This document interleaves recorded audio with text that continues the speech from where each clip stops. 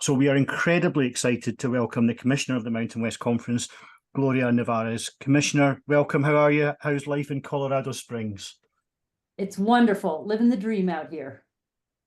Thank you for having me. And thank you so much for your interest in the Mountain West. No, not at all. We actually, I can't take any credit for this, but the guys talk about the Mountain West on a regular basis. We do try to get round the conferences as much as we can. And again, we're really excited to have you. And we know our time is limited, so let's kick off.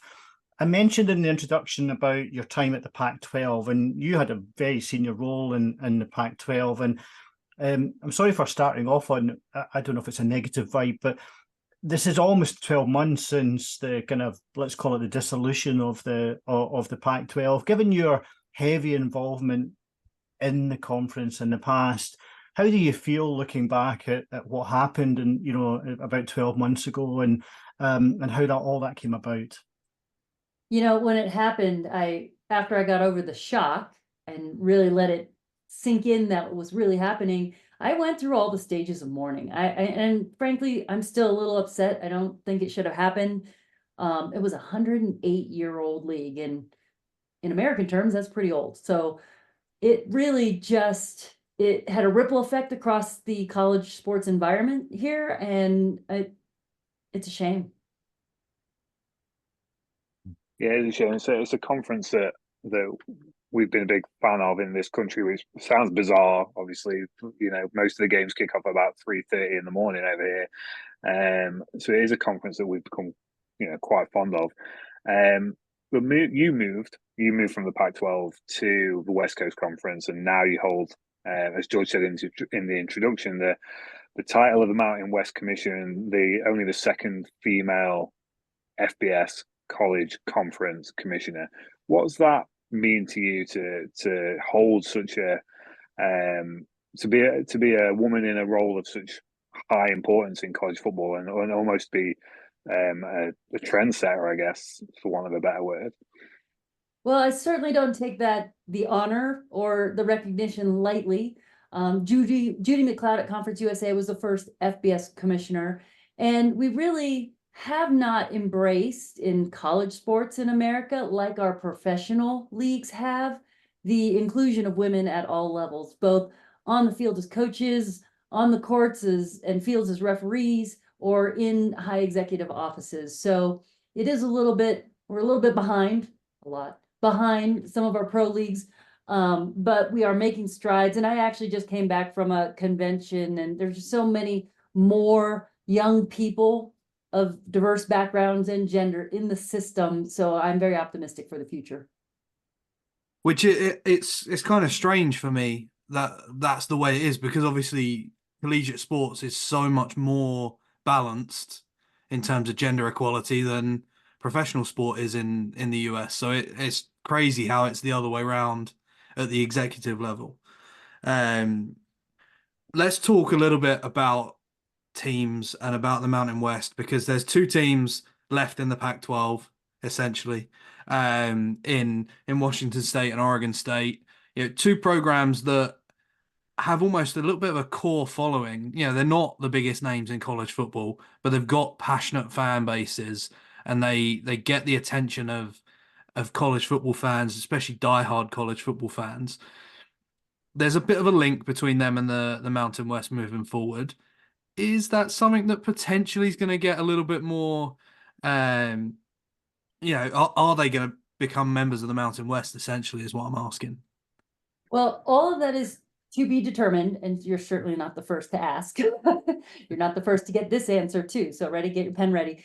The Mountain West, we're open to anything that makes us stronger. And I have deep ties and friendships with all the folks at Washington State and Oregon State. For those that don't know, they sit very nicely in our geographic region. They also, as institutions of higher education, look a lot like our schools. Big public institutions, a very heavy agricultural, blue-collar type curriculum ethos about them, which really reflects Mountain West institutions up and down our footprint. They have 2 years in which to cure what the NCAA calls their FBS football bowl subdivision status. So they are still in the process of trying to figure that out. In the meantime, we're good. We have this wonderful football scheduling agreement. Now, them playing us does not count toward our league title, and they can't win a spot in our champ game, but it certainly has increased our overall strength of schedule. And I think we're going to have a lot of fun getting to know those two schools on the football field. I mean, I love it because it's different matchups. It's matchups that we don't see every year normally. So yeah, and we love variety is what makes college football great. So having those matchups in there is going to be amazing moving forward. There's a little bit of a theme about our questions thus far, which I think reflects the disruption that we've seen across college football over the last 24 months, effectively. And yet the rumours continue, not just with the Mountain West and what's left of the Pac-12, but the ACC and a lot of disruption there, and who knows what's going to happen. As a commissioner of an FBS conference, do you think there will be further changes to conferences in general? Do you think the music hasn't stopped yet, and there'll be more of this? Could this be maybe not perpetual change, but could there be change on a more frequent basis? And is that something, as a commissioner of a Group of 5 conference, does that keep you awake at night? So I believe, one person's opinion with a crystal ball, believe that we're probably in for one more short-term round of disruption, but not near as cataclysmic as what we saw with the movement and the demise of the Pac-12. I think it might be a little bit more of just maybe a big wave, not a tsunami.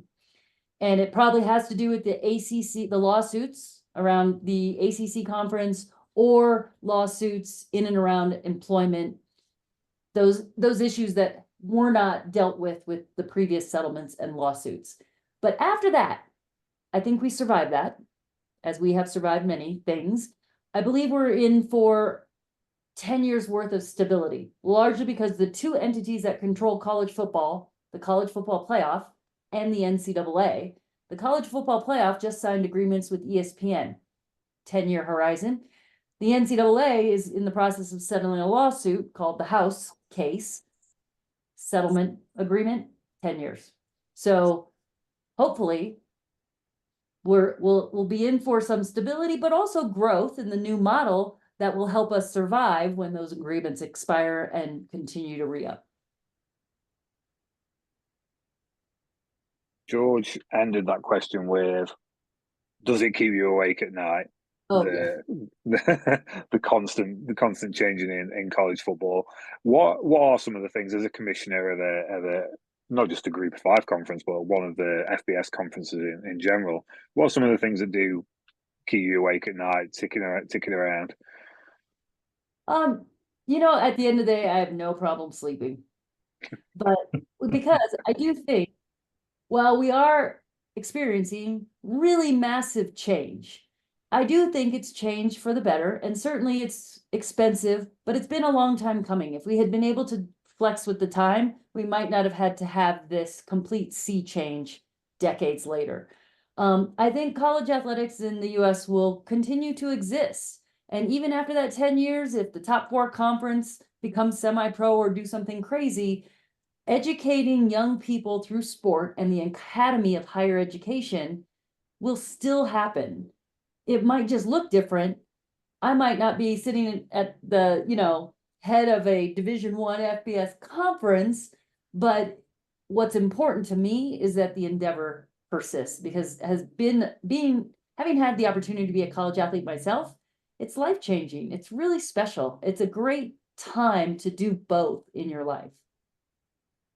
Yeah, that's a great point, actually, because there's a lot of negativity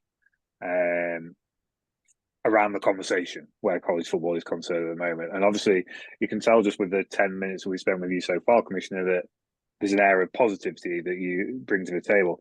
This question wasn't on the show notes, I appreciate it, but do you think there's something we could do better as, media, people that are involved around college athletics, people that are involved in football specifically, that we could do better to highlight the positive things that are going on and the positive changes, and kind of cast a better light on some of the things that we've just discussed already on this call?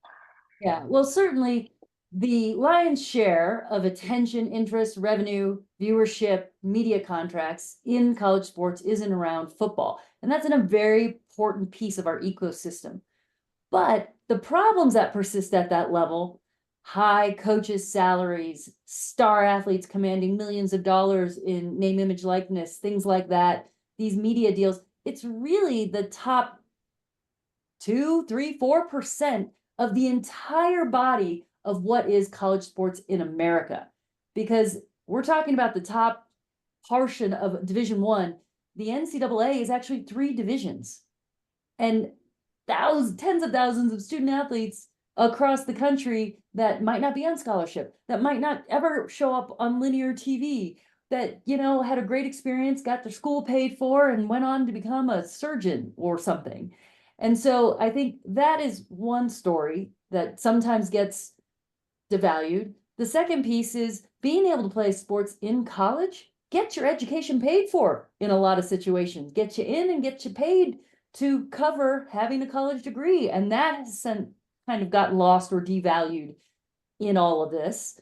And then lastly, I'd say we here are experiencing a renaissance in women's sports, unlike any other. The phenomenon that is Caitlin Clark and Angel Reese and the U.S. women's national team and the Nebraska volleyball team that played in a full football stadium, sellout crowd.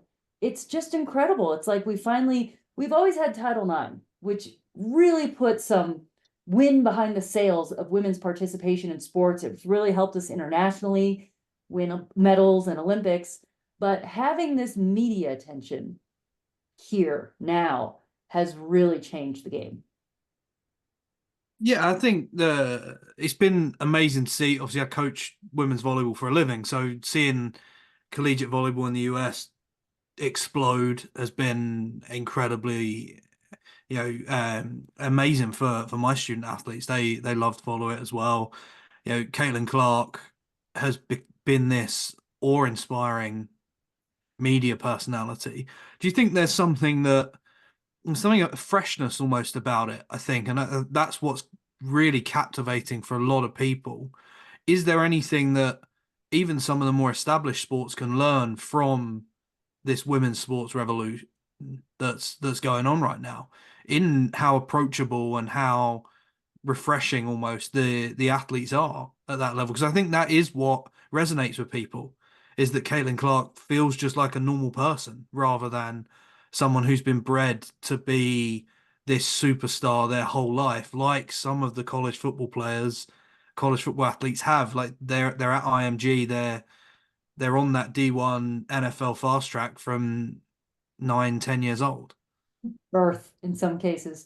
Yeah, and I think it's a shame that what happened at the NCAA women's basketball Final Four, basically the national media attention on the lack of equity between the women's event and the men's event, it was a bad moment for NCAA women's college sports. But I think it brought media attention that otherwise it's chicken and the egg.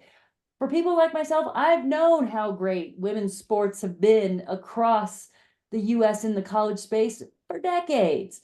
It's the media attention that has really changed, and having your traditional outlets feature and cover these events, not with the caveat of a W in front of them, or now in a sidebar, we're going to talk about women's. It is mainstream, right up there on the ticker.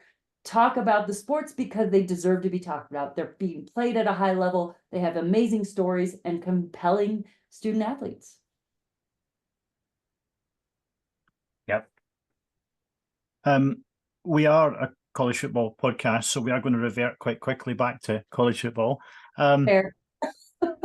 You said when we did the introductions about the interest of collegiate sports outside of the US, and that is growing, certainly in the UK and Europe. That is growing exponentially. We really are seeing. I think we've used the word explosion before, mainly on the back of the NFL, but we are now starting to see certainly from our perspective and through the podcast, we're seeing a lot more interest in the collegiate game.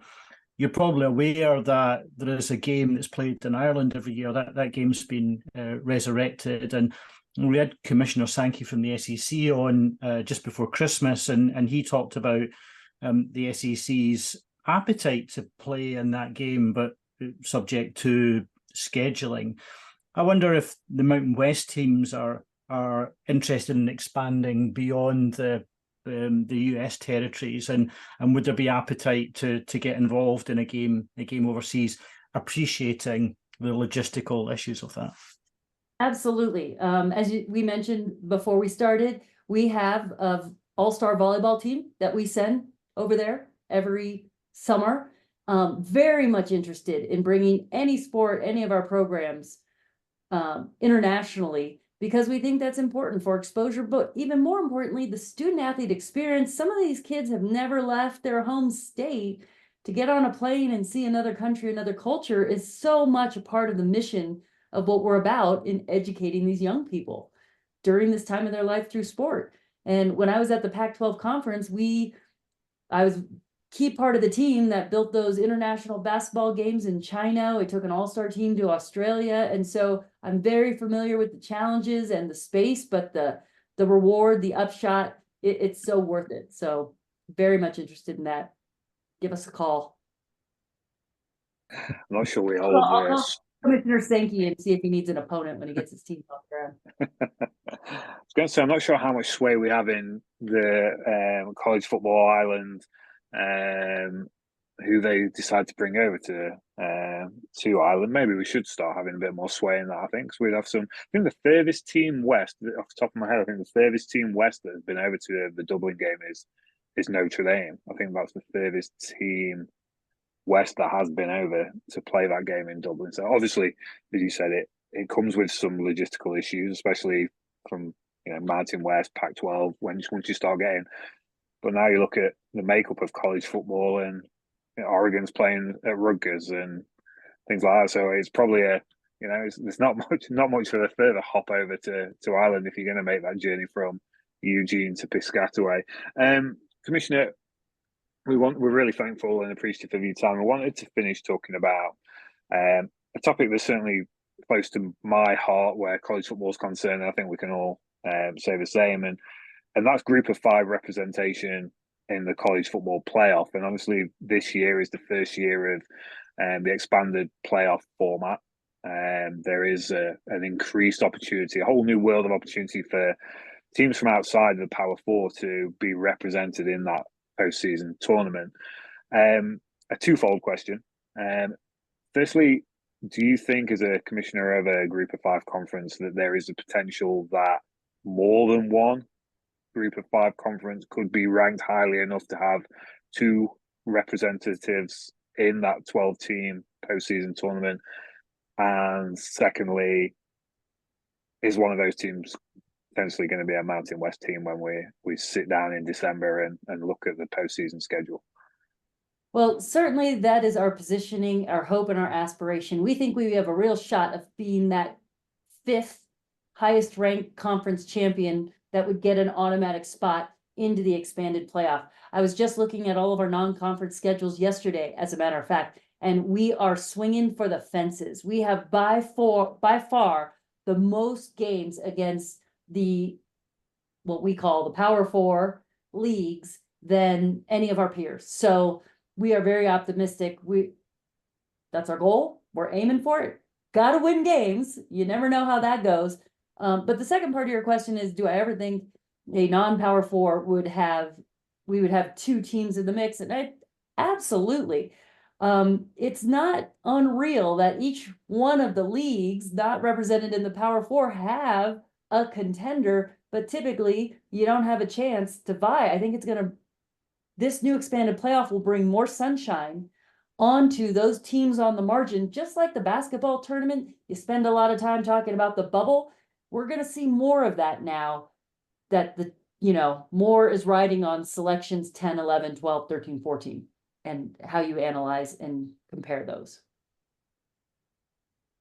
I think that's absolutely right. I think there's a potential for I'll use the word chaos when we get to the college football playoff. I think there could easily be a lot of interesting matchups that come out of that.